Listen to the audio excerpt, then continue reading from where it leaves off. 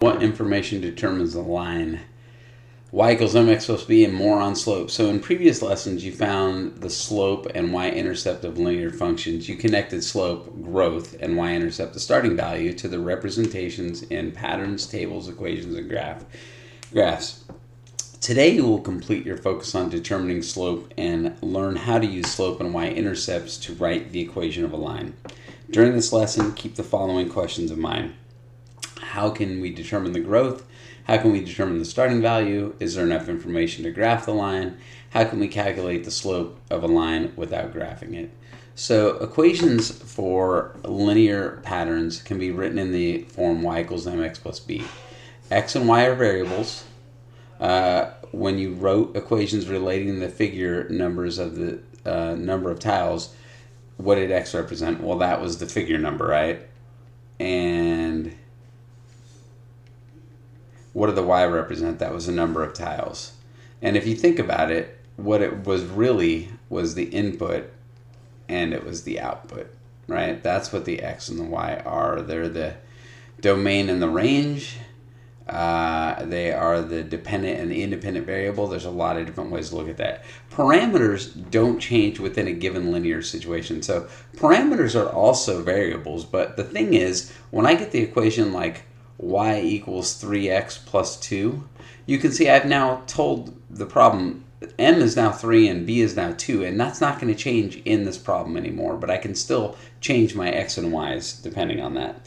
So m is called a coefficient since it multiplies a variable x, and b is called the constant since it does not multiply a variable. So a coefficient just means that it's paired and multiplies with a variable, whereas a constant means it's by itself. It's constantly 2. So here, this coefficient multiplies by the variable, by the input, and it changes.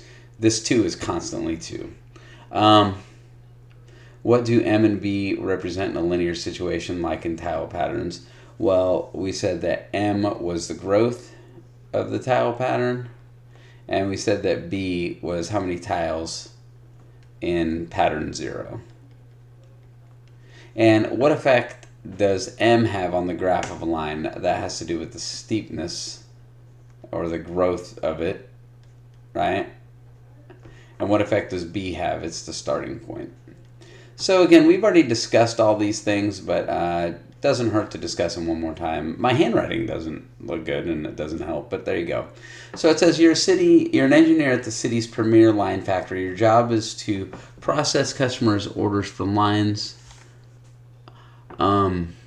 Analyze the recent orders below. If the customer has provided enough information to produce one and only one line, then pass it on to your production department with an equation and a graph.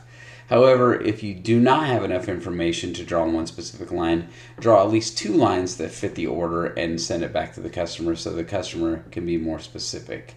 So what we're given here is we're given this big long list of lines, and so what I've done is sort of come up with something to do them all at the same time, and I hope that this will make it easier.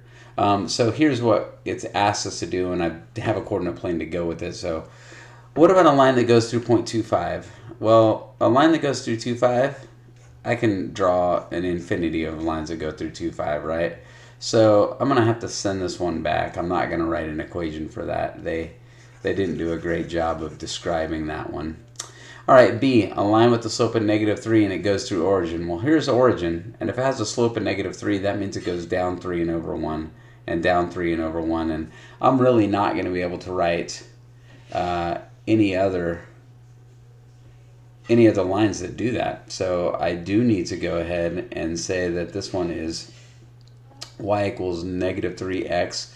I could say plus 0. I don't need to say plus 0, but I could if I wanted. It's up to you. Obviously, adding 0 to anything doesn't change it, so it doesn't really matter. All right, C. It goes through -3, -2, and it goes through 3, 10. So how many lines can I draw that do this? And you can see there's only one line I can draw that does that. Looks like I get a little bit lucky here. The slope goes up 1, 2, 3, 4, 5, 6, and it goes over 1, 2, 3. 6 over 3 is going to be 2, so up 2 over 1, up 2 over 1, up 2 over 1. That seems to work, and I have a starting point of 4, so I'm going to say it's y equals 2x plus 4. Hopefully we're okay with that one, no questions. Alright, let's go to D. Has the following table. I have a point at 2, 1. I have a point at 3, 3.5. I have a point at 4, 6.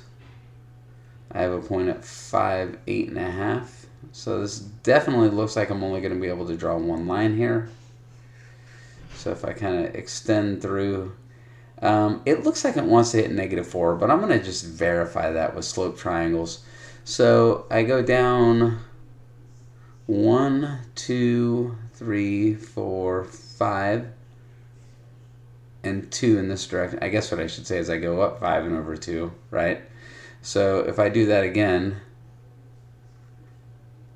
I do end up back here at -4, which is a big deal. Now my slope here is obviously up 5 over 2. So I'm going to have the equation y equals 5/2 x, not plus 4, minus 4. Okay. E. A slope of 4. Well, 1, 2, 3, 4. That has a slope of 4. 1, 2, 3, 4. That has a slope of 4. So obviously not a well-written request there, and I can draw an infinity of lines with a slope of 4. Okay, F goes through the point 8, -1. And it has a slope of -3, 4.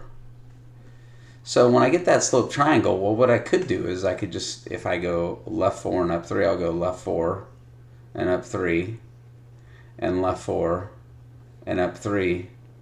And you can see I have the equation y equals -3 fourths x plus 5. And there's only one line I can draw that does that.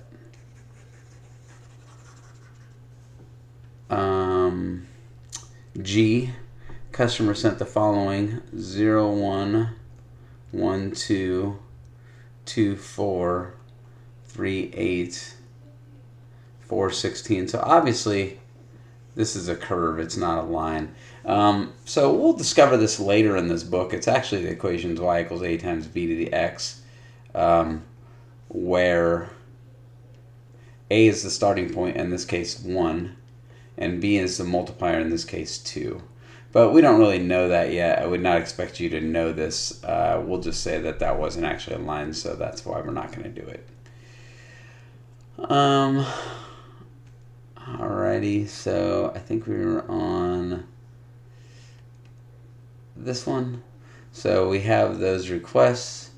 So 37 says calculating the slope of a line without graphing. So this is going to be something we really need to know how to do. So I would hope that you guys pay attention to this and get this down. So while determining the slope of a line that goes through the points 6, 5, and 3, 7, Gloria figured out that the y went down 2 and the x went up 3 without graphing. Explain how Gloria could figure out the horizontal and vertical distance of the slope triangle without graphing. So, well, I mean, what she did was she basically said, hey, look, 3, 7 comes before 6, 5, right? So 3, 7 is left of 6, 5. So if I go from left to right, I'm going from this point to this point. And my y went from 7 to 5, so my y went down 2. And my x went from 3 to 6, so my x went up 3. So I know that my slope must be -2 over 3. It says draw a sketch of the line divalidator method. Well, 3, 7's right here, and 6, 5 is right here. And you can see I had to go down 2 and I had to go over 3. So there's our slope of -2/3. Use Gloria's method without graphing to calculate the slope of a line that goes through points 4, 15 and 2, 11. Well, again, I want to go from left to right, and 2 comes before 4. I'm going to look at the x there. So I'm going to go from this one to this one. And my change of y over my change in x, my y goes from 11 to 15, so it goes up 4. and my x goes from 2 to 4, it goes up 2, so my slope would be 2. I do want to talk about one thing real quickly. What happens if we got it backwards and we went in this direction? Would it matter if I went from 415 to 211 instead of 211 to 415? Well, think about it. What does my slope do here? It goes from 15 to 11, so it goes down 4. And my x goes from 4 to 2, it goes down 2. And what's a negative divided by a negative? It's positive. So it really doesn't matter which point you go to in which direction. So in this one, like I said, it's irrelevant. We'll just go from 86 to 83. That goes down 3. But what is important is that I go in the same direction. So if I went in this direction, I better go in this direction again. 28 to 34 is up 6, so I get negative 1/2. Again, just to kind of prove here, if I had done it in the opposite direction, from here to here, my y would have went up 3 and my x would have went down 6, and I would still have negative 1/2. So it doesn't matter as long as you're consistent. Another student found the slope from part D to be 2. Okay, so what error did the student make? Well, first of all, it looks like it did the change in x over the change in y. Plus, it looks like they missed their negative, right? So somehow they screwed up a lot of things, it looks like. First of all, because the x's came first, they said, oh, look, it's going up 6. And then they said it's going down. I guess they said it's going up 3 and got a positive 2. It would have made more sense if the question said -2. Bottom line is this. They did the x over the y, and we want to do y over the x. So you got to be real careful with that. All right, it says, what's the steepest line possible?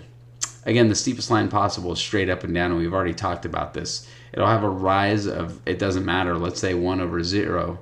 You can't divide by 0, so the slope is undefined. All right, that is 214.